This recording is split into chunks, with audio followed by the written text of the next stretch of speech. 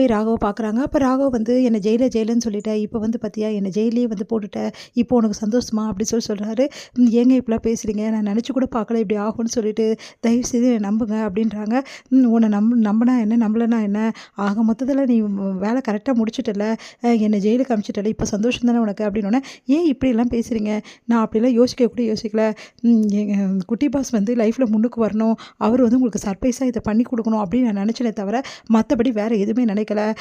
அந்த ஆளை பற்றியும் எனக்கு தெரியாது, என்ன எடுத்தார், என்ன ஆர்டர், என்ன கதை எதுவுமே எனக்கு தெரியாது. ஜஸ்ட்டு நான் சொன்னேன் நீங்கள் இந்த மாதிரி பண்ணால் நல்லா இருக்கும்னு சொன்னேன், அவ்வளோதான். சரி என் மேலே தான் தப்பு, நான் ஒத்துக்கிறேன், நான் என்னால் தான் நீங்கள் இருக்கீங்க, நான் ஒத்துக்கிறேன். ஆனால் ஒரு விஷயம் மட்டும் நான் உங்ககிட்ட சொல்கிறேன், உங்களை நான் வெளியே கொண்டு வருவேன். இது என்ன நீங்கள் சவாலாக எடுத்தாலும் சரி, வேறு என்ன மாதிரி நீங்கள் யோசித்தாலும் சரி, உங்களை வெளியே கொண்டு வந்து தான் நான் மறு வேலையை பார்ப்பேன் அப்படின்னு சொல்லிட்டு போகிறாங்க. ஒன்று யோசிக்கிறாரு, அபி அப்போது இந்த விஷயத்தை அபி செய்யலையா, அப்போ வேணும்னு இவ செய்யலையா, அப்போது என்ன காரணமாக இருக்கும், யார் இதுக்கெல்லாம் காரணமாக இருப்பா அப்படின்னு சொல்லிட்டு யோசிச்சுட்ருக்காரு. இங்கே வந்து என்ன பண்ணுறாங்க, அபி ரொம்ப டென்ஷனாக இருக்காங்க, அவங்களால சாப்பிடக்கூட முடியல, தூங்கவும் முடியல, மனசு கஷ்டத்தோடயே இருக்காங்க. அடுத்து வந்து அபி வந்து ஒரு முடிவுக்கு வராங்க.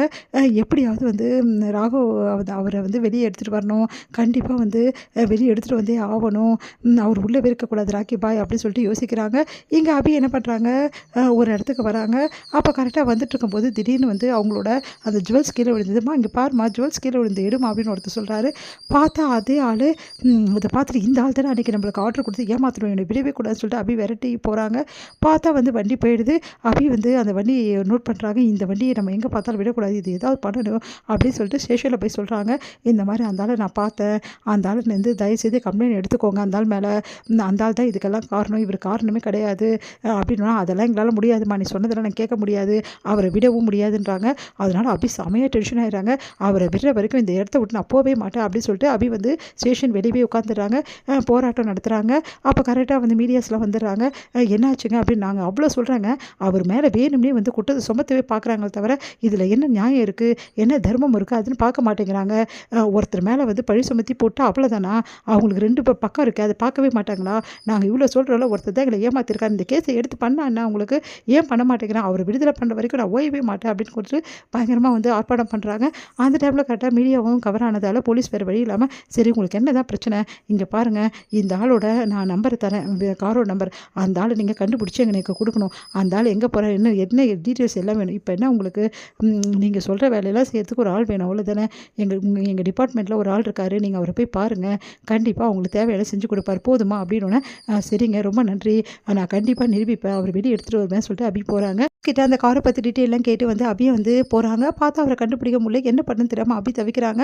அப்போ இவ்வளோ நாள் வந்து இதுக்கெல்லாம் காரணம் இந்த ஆள் தான் இவ்வளோ பிளான் போட்டு செஞ்சுருக்காங்க, ஆனால் இந்த ஆள் பின்னாடி யாரும் இருக்காங்க அப்படின்னு சொல்லிட்டு விஷயம் மட்டும் அவங்களுக்கு தெரிய வருது.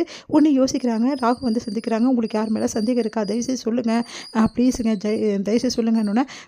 எனக்கு எதிரின்னு யாரும் கிடையாது, ஆனால் வந்து ரொம்ப வந்து என்னை வந்து ஏதாவது ஒரு சின்ன விஷயத்தில் மாட்டி வைக்கணும் அப்படின்னு சொல்லிட்டு முயற்சி பண்ணது விவேக் தான் அப்படின்னு. ஓ அப்படியா அப்படின்னு சொல்ல, அந்த விவேக் யார் அப்படின்னு சொல்லிட்டு ஆகாஷ் கிட்ட கேட்குறாங்க.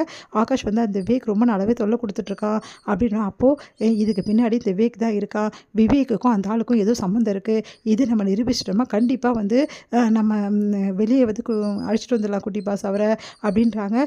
சூப்பர் ஐடியா அபி அப்படின்னு.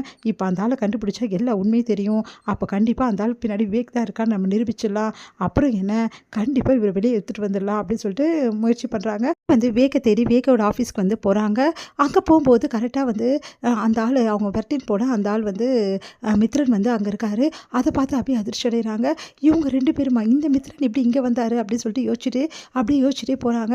அப்போது இந்த ஆளுக்கும் இந்த மித்ரனுக்கும் வந்து சம்மந்தம் இருக்குது, அப்போது விவேக் தான் இவ்வளோத்துக்கும் காரணம், இந்த மித்ரனை வந்து எப்படியாவது வந்து வளைச்சி பிடிச்சிட்டோம்னா விவேக்கை பற்றி உண்மை வந்து வெளியே வந்துடும், அதுக்கப்புறம் கண்டிப்பாக வந்து அவரை கூட்டிகிட்டு வந்துடலாம் அப்படின்னு சொல்லிட்டு அப்படி யோசிக்கிறாங்க.